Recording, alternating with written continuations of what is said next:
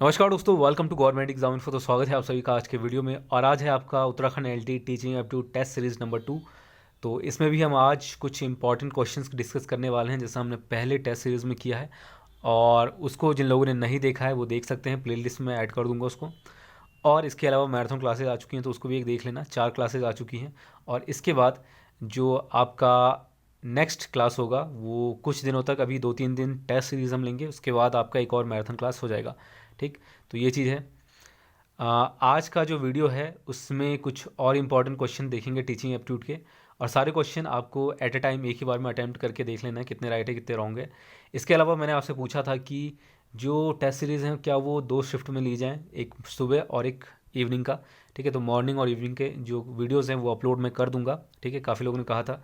तो इसमें टाइमिंग आप बता देना मॉर्निंग का। इवनिंग में 6 बजे अपलोड कर देता हूँ वीडियो नॉर्मली। ठीक है, थोड़ा बहुत डिले होता है तो आधे घंटे का ज़्यादा से ज़्यादा। ठीक है, तो 6-6:30 बजे तक आपका इवनिंग में आ जाता है वीडियो। और मॉर्निंग की बात करें तो आई थिंक 7 या फिर 7 बजे ठीक रहेगा आई थिंक। ठीक है, मॉर्निंग में। तो मॉर्निंग में भी देख लेना वीडियो। तो चलिए शुरू करते हैं आज का वीडियो। और कमेंट करके आप बता दीजिए अगर टाइम का कुछ प्रॉब्लम है, तो अगर ज़्यादा कमेंट आता है किसी पर्टिकुलर टाइम को लेकर तो उसी टाइम पर मैं अपलोड कर दूंगा। तो चलिए शुरू करते हैं। और टेलीग्राम से जो लोग नहीं जुड़े हैं जुड़ जाना, अपडेट्स वगैरह मैं वहाँ पर भी शेयर करता हूँ। लिंक आपको डिस्क्रिप्शन में मिल जाएगा। और ग्रुप का नाम है GOV exam info, same as channel name. तो यहाँ से आप ज्वाइन कर सकते हैं। इसके अलावा सोशल मीडिया पर अगर आप फॉलो करना चाहें तो कर सकते हैं। तो चलिए शुरू करते हैं और देखते हैं आज का पहला क्वेश्चन। तो ये रहा आज का पहला क्वेश्चन और इसमें पूछा गया है, how many main steps are followed in project method. परियोजना विधि के बारे में आपने पढ़ा है और इसमें पूछा गया है कि इसके मुख्य कितने स्टेप्स हैं। ठीक है, प्रोजेक्ट मेथड के। तो ऑप्शन है 5, 6, 7 या फिर 9। अब आप कमेंट करके बताइए इसका जो राइट आंसर हो क्या होगा। तो इसका जो करेक्ट आंसर है मैं बता देता हूँ। इसका जो करेक्ट आंसर होगा वो होगा आपका ऑप्शन बी, यानी कि इसके मेन जो स्टेप्स हैं प्रोजेक्ट मेथड के वो 6 हैं टोटल। कौन कौन से हैं एक बार मैं बता देता हूँ शॉर्ट में। पहला है आपका creating a situation, situations create करना। फिर चूजिंग अ प्रोजेक्ट, ठीक है, अकॉर्डिंग टू इंटरेस्ट प्रोजेक्ट देना। इसके अलावा उसके बाद आता है आपका प्लानिंग। ठीक है, प्रोजेक्ट को लेकर प्लानिंग। उसके बाद एग्जीक्यूशन कैसे करना है, फोर्थ। फिफ्थ है आपका एवेल्यूएशन और उसके बाद है प्रोजेक्ट रिपोर्ट क्या है। ठीक है, तो ये 6 स्टेप है इंपॉर्टेंट। एक बार मैं फिर से बता देता हूँ। Creating a situation, choosing a project, planning, execution, evaluation and project report. 6, इसको याद रखना। और वैसे एग्ज़ाम में यही पूछा जाएगा कि कितने होते हैं। ठीक है, या फिर ऑप्शन में दे दिया जाए ऑप्शन के तौर पर प्रोजेक्ट मेथड कौन सा नहीं होगा, इस तरह से। ठीक है, यानी कि 3 ऑप्शन ऐसे दिया जाए जो इसके अंतर्गत आता है और एक कुछ अलग दे दिया जाए। तो अगर प्रोजेक्ट मेथड के स्टेप्स आपको याद होंगे तो आप उसको अटैम्प्ट कर पाएंगे। अच्छा, ये बताइए कि प्रोजेक्ट मेथड किसने दिया था। ठीक है, इसका जो प्रोपाउंड किया था या फिर इसके बारे में जिसके जो इसका जो इंट्रोड्यूस किया था प्रोजेक्ट मेथड को, वो किसने किया था वो आपको बताना है कमेंट करके। हमने पढ़ा है, ठीक है, जो टीचिंग मेथड्स हमने पढ़े हैं उसमें मैंने बताया था। तो आपको याद होगा तो आप कमेंट करके बता सकते हैं। इसके अलावा अगला क्वेश्चन देखते हैं अब। नेक्स्ट है आपका, who said a project is a whole hearted purposeful activity proceeding in a social environment. ये किसने कहा था, ये एक स्टेटमेंट है। इन साइकोलॉजिस्ट में से किसने ये बताया था कि एक परियोजना सामाजिक वातावरण में एक संपूर्ण उद्देश्यपूर्ण गतिविधि है। E.L. Thorndike, doctor William Heard Kilpatrick, Ballard या फिर John Alfred Stevens. Stevens D option है आपका। तो इसका जो राइट आंसर होगा वो मैं बता देता हूँ। इसका राइट आंसर है डॉक्टर विलियम हेट किलपैट्रिक, जिसे शॉर्ट में कहते हैं WH किलपैट्रिक। ठीक है, तो इन्होंने ये बताया था किसके बारे में, प्रोजेक्ट मेथड के बारे में, कि एक परियोजना सामाजिकरण वातावरण में एक संपूर्ण उद्देश्यपूर्ण गतिविधि है। यानी कि a project is a whole hearted purposeful activity proceeding in a social environment. तो बी अगर आपने गैस किया था तो आप बिल्कुल सही हैं। इसके बाद अगला क्वेश्चन देखते हैं। इसके बाद है आपका, which of the following is not the part of triangle of evaluation. ठीक है, जो आपका ट्रायंगल ऑफ एवेल्यूएशन है यानी कि मूल्यांकन के त्रिकोण का हिस्सा कौन सा नहीं है पूछा गया है। ठीक है, 4 ऑप्शन आपके सामने हैं, पढ़िए इसको। Educational objectives, evaluation, teaching experiences, learning experiences. कौन सा नहीं होगा। ठीक है, ये जो ट्रायंगल एवोल्यूशन है ये ट्राइपोलर प्रोसेस ऑफ एजुकेशन नहीं है। ठीक है, तो इसमें डिफरेंस याद रखना। ट्रायंगल एवोल्यूशन की बात करें तो अगर आपने सी ऑप्शन गैस किया था तो बिल्कुल सही है। टीचिंग एक्सपीरियंसेस जो है इसका पार्ट नहीं है, यानी कि इसमें 3 चीज़ें शामिल है। कौन कौन सा है? Educational objectives, evaluation and learning experiences. तो ये जो ट्रायंगल ऑफ एवोल्यूशन है उसमें आपका ऑब्जेक्टिव शामिल है, यानी कि आप टीच कर रहे हैं या कुछ सिखा रहे हैं तो क्यों सिखा रहे हैं, उसका ऑब्जेक्टिव क्या है, इसका मतलब ये है। दूसरा आपका लर्निंग एक्सपीरियंसेस, यानी कि बच्चों का अधिगम सीखने का अनुभव, ठीक है, यानी कि लर्निंग एक्सपीरियंस है क्या है वो है यहाँ पर। इसके अलावा इवेल्युएशन यानी कि मूल्यांकन, ये शामिल है आपके त्रिकोण ऑफ इवोल्यूशन यानी कि ट्रायंगल ऑफ इवोल्यूशन में। तो सी अगर आपने गैस किया था तो बिल्कुल सही है। इसके बाद नेक्स्ट क्वेश्चन देखते हैं। टीचिंग एक्सपीरियंसेस नहीं होता है इसमें। इसके बाद है आपका craft education is to given to, यानी कि हस्तशिल्प शिक्षा दी जानी चाहिए। इसमें से किसको ज़्यादा इम्पोर्टेंस मिलेगा, यानी कि किसके लिए बेहतर होगा, क्वेश्चन को समझ लेना, किसके लिए बेहतर होगा अगर बच्चे को हस्तशिल्प शिक्षा दी जाती है। ऐसे बच्चे को जो रिटार्डेड है, मंदबुद्धि है, ऐसे बच्चे को जो पिछड़ा है, सामान्य बच्चे को, या फिर गिफ्टेड चाइल्ड को, ठीक है, यानी कि जो प्रखर बुद्धि वाला है, गिफ्टेड स्टूडेंट्स या चाइल्ड, इसमें से किसको क्राफ्ट एजुकेशन दिया जाएगा तो सबसे बेहतर रहेगा, ये पूछा गया है। तो 4 ऑप्शन आपने पढ़ लिए हैं, और अगर आपने फर्स्ट ऑप्शन गेस किया था तो बिल्कुल सही है, रिटार्डेड चाइल्ड। देखिए कॉमन चाइल्ड जो होगा या गिफ्टेड चाइल्ड होगा और जो बैकवर्ड चाइल्ड होगा वो फिर भी, ये दोनों इस तरह के बच्चे जो हैं वो फिर अपना कैरियर बिल्कुल जो है सेट कर सकते हैं। लेकिन पिछड़े वालों की बात करें तो इनको भी जो आपका कह सकते हैं शिक्षा के क्षेत्र में आगे बढ़ाया जा सकता है। लेकिन जो मंद बुद्धि वाला है, अगर उन्हें कुछ स्पेशल चीज़ सिखा दी जाए, ठीक है, क्राफ्ट जो है वो सिखा दिया जाए किसी पर्टिकुलर चीज़ का, तो उनको इसमें सबसे ज़्यादा बेनिफिट मिलेगा, ठीक है। यहाँ पर बैकवर्ड चाइल्ड सिर्फ बैकवर्डनेस की बात की गई है, तो इनको एजुकेशन प्रॉपरली दिया जा सकता है। लेकिन जो रिटार्डेड चाइल्ड हैं उनको एजुकेशन की बात करें तो उनको क्राफ्ट एजुकेशन दिया जाए तो सबसे बेहतर रहेगा, ठीक है, क्योंकि वो रिटार्डेड हैं इस वजह से। तो फर्स्ट ऑप्शन आपका बिल्कुल सही है अगर आपने गेस किया था तो। इसके बाद नेक्स्ट क्वेश्चन देखते हैं। नेक्स्ट क्वेश्चन है, indirect methods of tension reduction are often known as. तनाव में कमी के अप्रत्यक्ष तरीकों को अक्सर किस रूप में जाना जाता है? अप्रत्यक्ष बात की गई है, इनडायरेक्ट मेथड जब तनाव में कमी होता है, टेंशन रिडक्शन होता है इनडायरेक्ट वेज में, तो उसे किस रूप में जाना जाता है? पहला है आपका problem solving method, defence mechanism, subjective technique, या फिर इनमें से कोई नहीं। तो इसमें से आपको राइट आंसर कौन सा होगा ये बताना है। इसका राइट आंसर है डिफेंस मैकेनिज्म, रक्षात्मक यांत्रिकता जिसे कहते हैं। तो बी अगर आपने गैस किया था तो बिल्कुल सही है, और ये एक इनडायरेक्ट मेथड है किसका? टेंशन रिडक्शन का। इसके बाद which of the following is not the problem of socially deprived. निम्नलिखित में से कौन सामाजिक रूप से वंचित की समस्या नहीं है? ठीक है, जो सोशली डिप्राइव्ड है, ठीक है, उनके लिए कौन सा प्रॉब्लम नहीं है ये पूछा गया। ऑप्शन पढ़ना सही से, उसके बाद बताना।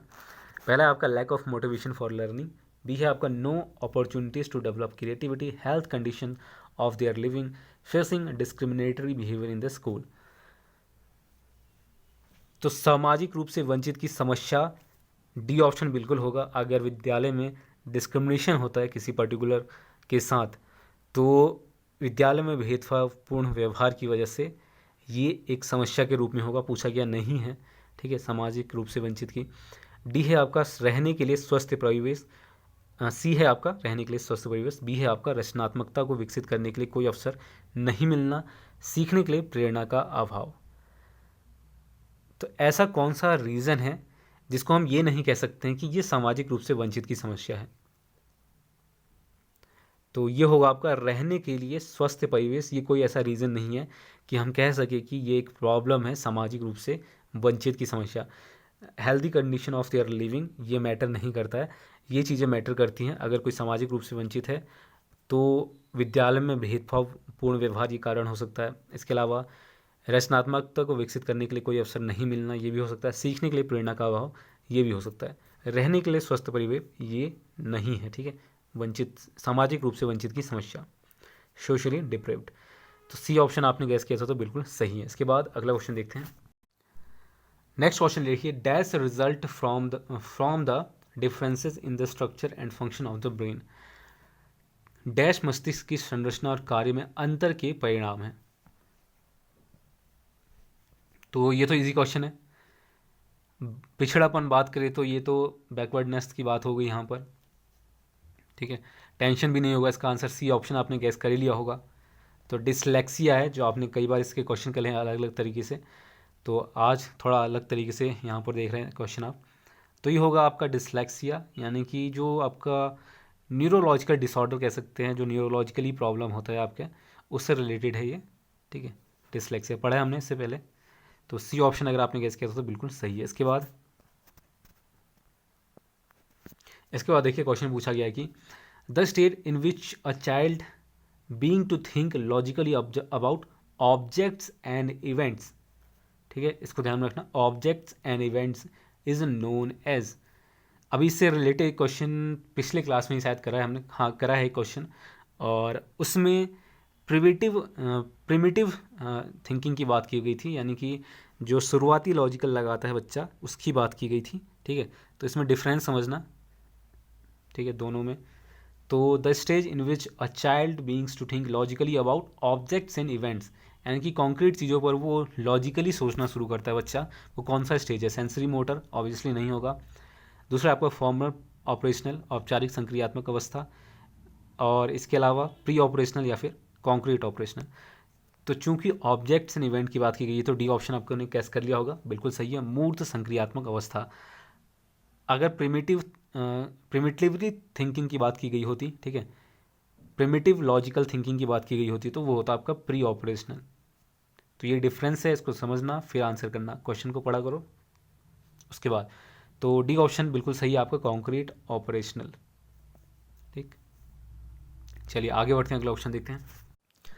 अगला क्वेश्चन है, according to the proximodistal trend in physical development an infant would first learn to control what part of his body. शारीरिक विकास में अनुमानित प्रवृत्ति के अनुसार शिशु पहले अपने शरीर के किस हिस्से को नियंत्रित करना सीखेगा? पेट को, सिर को, भुजाओं को या फिर पैर को? नियंत्रित कंट्रोल किसको करना सीखेगा पहले? तो पेट की तो बात ही नहीं है यहाँ पर, एब्डोमेन। इसका राइट आंसर होगा आर्म्स। आई थिंक सभी ने गेस कर भी लिया होगा, तो आर्म्स इसका राइट आंसर होगा। यानी कि पहले जो है शिशु अपने शरीर के हिस्से को नियंत्रित करना सीखेगा, वो है आपके आर्म्स को, उसके बाद जो है आपके बाकी चीज़ें हैं। तो सी ऑप्शन बिल्कुल सही है, भुजाएं। इसके बाद है, a major goal of education is to help learners store information in dash and to use that information on later occasion in order to effectively solve problems. Question को समझते हैं। शिक्षा का एक प्रमुख लक्ष्य शिक्षार्थियों को डैश में जानकारी संग्रहित करने में मदद करना है और समस्याओं को प्रभावी ढंग से हल करने के लिए बाद के अवसरों पर उस जानकारी का उपयोग करना है। यानी कि जो नॉलेज दिया गया है, ठीक है, उस नॉलेज का उपयोग बाद के अवसरों में करना शिक्षा का एक प्रमुख लक्ष्य है शिक्षार्थियों के लिए। और किस तरह का ये होगा? अल्पकालिक स्मृति के लिए होगा, दीर्घकालिक स्मृति होगा सिंपली, या फिर संवेदी स्मृति, सेंसरी मेमोरी। ठीक है, क्वेश्चन समझना। शिक्षा का एक प्रमुख लक्ष्य क्या है जिसमें शिक्षार्थियों को डैश में जानकारी संग्रहित करने में मदद करना है? कौन से स्मृति में किस टाइप का मेमोरी होना चाहिए? तो आई थिंक गैस कर लिया होगा आपने, शॉर्ट टर्म तो नहीं होगा, लॉन्ग टर्म ही इसका राइट आंसर है, ठीक है, सभी ने गैस किया होगा। लॉन्ग टर्म मेमोरी जिसे कहते हैं दीर्घकालीन स्मृति। भाई जाहिर सी बात है, एजुकेशन की बात की जाए तो लॉन्ग टर्म में ही आपका रहना चाहिए नॉलेज, ठीक है, या फिर एजुकेशन से रिलेटेड जो भी चीज़ आप पढ़ते हैं, तभी वो बाद के अवसरों में उस इन्फॉर्मेशन या नॉलेज का इस्तेमाल कर पाएंगे, तभी वो बेनिफिट करेगा, ठीक। दीर्घकालिक स्मृति बिल्कुल सही आंसर है आपका। इसके बाद अगला क्वेश्चन देखते हैं। इसके बाद है, who said guided discovery learning is more beneficial for students, यानी कि निर्देशित खोज द्वारा अधिगम छात्रों के लिए सबसे अधिक या फिर अधिक फायदेमंद है। ये किसने कहा था? वाइगोत्स्की ने कहा था, कोहलर ने कहा था, डेवी ने कहा था, या फिर पियाजे ने कहा था? तो चार ऑप्शन आपने देख लिया, इसका आंसर आपको बताना है। इसका राइट आंसर मैं बता देता हूँ। बात की गई है निर्देशित खोज द्वारा अधिगम, यानी कि डिस्कवरी करके सीखना, ठीक है, किसी भी चीज़ को खोज के द्वारा सीखना, ये चीज़ है। और थोड़ा बहुत गाइडेंस हो, निर्देशन के साथ जो है, ठीक है, कोई प्रेशर ना हो लेकिन गाइडेंस हो, उसके द्वारा खोज द्वारा अधिगम छात्रों के लिए सबसे अधिक फायदेमंद है, ये कहा था पियाजे ने। डी ऑप्शन अगर आपने गेस किया तो बिल्कुल सही है। अगर सोसाइटी और कल्चर के परिप्रेक्ष्य में बात की जाती तो वाइगोत्स्की इसका राइट आंसर होता। क्वेश्चन को देखना जरा, उसके बाद आंसर करना। तो डी ऑप्शन अगर आपने गेस किया तो बिल्कुल सही है। इसके बाद है, इसमें देखिए ये क्वेश्चन पूछा गया है कि इसके बाद a cornerstone of Vygotsky theory, a cornerstone of Vygotsky theory of cognitive development is that society and culture play a key role in promoting development. What type of perspective is this considered to be? Vygotsky के संज्ञानात्मक विकास के सिद्धांत की आधारशिला यह है कि समाज और संस्कृति विकास को बढ़ावा देने में महत्वपूर्ण भूमिका निभाते हैं। इसे किस प्रकार का परिप्रेक्ष्य माने जाए? ऑटोनोमस लर्निंग पर्सपेक्टिव होगा, यानी कि स्वायत्त सीखने का परिप्रेक्ष्य, या फिर सोशियो कल्चर पर्सपेक्टिव होगा, या फिर मनोविज्ञान परिप्रेक्ष्य, या फिर एक भाषाई परिप्रेक्ष्य। तो बी ऑप्शन आई थिंक आपने गेस कर लिया होगा, बी बिल्कुल सही आंसर है आपका। अ सोशल कल्चर पर्सपेक्टिव होगा इसका राइट आंसर, ठीक है, एक समाज शास्त्रीय परिप्रेक्ष्य माना जाएगा इसको। तो बी ऑप्शन अगर आपने गेस किया था तो बिल्कुल सही है। इसके बाद नेक्स्ट क्वेश्चन देखते हैं। इसके बाद नेक्स्ट क्वेश्चन है, the concept of dash was introduced by Alfred Adler. Dash की अवधारणा अल्फ्रेड एडलर द्वारा दी गई थी। Oedipus complex, inferiority complex, mental health, या फिर बोरिशन कोर्ट्स। तो इनमें से कौन सा राइट आंसर होगा जो कि अल्फ्रेड एडलर द्वारा दिया गया था? तो ये होगा आपका बी ऑप्शन अगर आपने गेस किया तो बिल्कुल सही है, हीन भावना, जिसे कहते हैं इन्फीरियरिटी कॉम्प्लेक्स। इसके अलावा एक होता है आपका सुपीरियरिटी कॉम्प्लेक्स, ठीक है। तो ये दिया गया था आपका अल्फ्रेड एडलर द्वारा, इन्फीरियरिटी कॉम्प्लेक्स। इसमें क्या है कि हीन भावना आ जाता है, ठीक है, किसी भी बच्चे में या स्टूडेंट में या किसी में भी इन्फीरियरिटी कॉम्प्लेक्स जब होता है, हीन भावना, यानी कि किसी भी चीज़ को लेकर अगर आपके पास अंदर इन्फीरियरिटी कॉम्प्लेक्स है तो वो चीज़ यहाँ पर बताई गई थी। इसकी जो अवधारणा थी वो चीज़ बताया गया था अल्फ्रेड एडलर। सुपीरियरिटी कॉम्प्लेक्स की बात करें तो खुद को सुपीरियर मानना, सबसे बड़ा मानना, यानी कि हर जगह अपने आप को सुपीरियर बताना, ये होता है आपका सुपीरियरिटी कॉम्प्लेक्स। तो बी अगर आपने गैस किया था तो बिल्कुल सही है, जो कि अल्फ्रेड एडलर द्वारा दी गई एक अवधारणा है इन्फीरियरिटी कॉम्प्लेक्स। इसके बाद है, what does the trial and error method of learning implies? सीखने का परीक्षण और त्रुटि विधि क्या है? अधिगम स्वतंत्र है, अधिगम अप्रत्यक्ष है, अधिगम इंसाइटफुल है, लर्निंग इंसाइटफुल है, या फिर लर्निंग इज इंसाइटफुल है ये बताता है, या फिर लर्निंग इज इंक्रीमेंटल। क्या हुआ जब आप ट्राई करते हैं, फिर एरर करते हैं, यानी कि गलती करते हैं, और फिर आपको सक्सेस मिलता है। ट्राई एरर एंड सक्सेस, यानी कि या फिर कह लीजिए प्रॉब्लम सॉल्व होता है। तो इसको क्या कहेंगे? आपने पहले गलती की, ठीक है, पहले कोशिश की, फिर गलती हुआ, फिर दोबारा कोशिश की, फिर आपको सक्सेस मिल गया, यानी कि गलती के बाद सक्सेस या फिर प्रॉब्लम सॉल्व होना, ये होता है आपका trial and error. For example आप कोई क्वेश्चन सॉल्व करते हैं मैथमेटिक्स का, और उसमें आप पहले बार सॉल्व करते हैं तो गलत आंसर आता है, दूसरे बार दूसरे फॉर्मूले का दूसरे तरीके से यूज़ करते हैं तो गलत आता है, तीसरे बार यूज़ करते हैं तो आप बिल्कुल सही आ जाता है। तो आपको अब पता लग गया है, आप ग्रो कर चुके हैं कि ये फॉर्मूला इस क्वेश्चन के लिए इस्तेमाल होता है और इसके बाद इसका सॉल्यूशन मिलता है, ठीक है। तो ये चीज़ है, तो इसमें क्या हो रहा है, आपका ग्रोथ हो रहा है उस चीज़ को रिगार्डिंग, तो यानी कि ये इंक्रीमेंटल होगा, ठीक है। ट्रायल एंड एरर जो है, गलती के बाद अगर आप सीख जाते हैं तो आपका प्रॉब्लम सॉल्व हो जाता है, तो आप उसके बाद ग्रो कर जाते हैं। तो ये है आपका लर्निंग इज इंक्रीमेंटल। डी अगर आपने गेस किया था तो बिल्कुल सही है, अधिगम वृद्धिशील है। इसके बाद नेक्स्ट क्वेश्चन देखते हैं।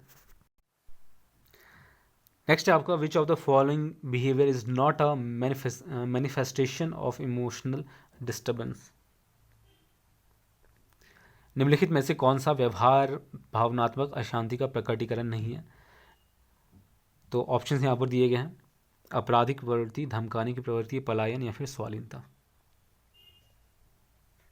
तो ये होगा आपका ऑटिज्म, ठीक है। और ये जो है आपका इमोशनल से रिलेटेड नहीं है, ठीक है, इमोशनल डिस्टर्बेंस से रिलेटेड नहीं है, भावनात्मक अशांति से। इस वजह से ऑटिज्म आपका बिल्कुल सही है अगर आपने गेस किया था तो, ठीक है, not related with the emotional disturbance.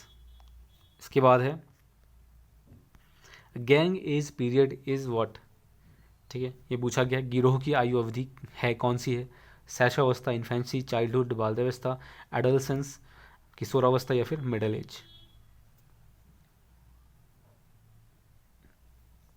B option आपका बिल्कुल सही है। आई थिंक सभी ने गैस कर लिया है, तो बिल्कुल सही है। और इसमें भी आपका जो लेटर चाइल्डहुड होता है उसे कहते हैं गैंग एज, ठीक है। तो अगर कभी लेटर चाइल्डहुड दिख जाए तो उसको ही ऑप्शन में चूज करना, ठीक है। और बाल्यावस्था वैसे जनरली ऑप्शन में देखने को मिलता है, तो देख लेना ऑप्शन एक बार, अगर कभी क्वेश्चन आ जाए इस तरह का तो लेटर चाइल्डहुड होगा तो उसके साथ जाना। तो बी ऑप्शन आपका बिल्कुल सही है, बाल्यावस्था। इसके बाद तो देखिए, तो दोस्तों आज के लिए इतना ही रखते हैं। और अब जो है कल मॉर्निंग में आपका एक क्लास होगा, ठीक है। तो टाइमिंग अभी बता देना। और वैसे मैंने जो सोचा है वो 7:30 बजे मॉर्निंग में रहेगा आपका। तो वीडियो अपलोड कर दूंगा, आप लोग देख लेना। और इसके बाद इवनिंग में आपका एक रहेगा। तो बस आज के लिए इतना ही, तब तक के लिए धन्यवाद। उम्मीद करता हूँ वीडियो आपको अच्छी लगी और सारे क्वेश्चन आपने अटैम्प्ट कर लिए हों। और कमेंट करके बताइए कितने सही कितने गलत हैं। और वीडियो को लाइक कर देना, चैनल को सब्सक्राइब कर लेना और शेयर कर देना वीडियो को, अगर आप कर सकते हैं तो। बस आज के लिए इतना ही, तब तक के लिए धन्यवाद। मिलते हैं आपसे अगले वीडियो में। Stay home, stay safe.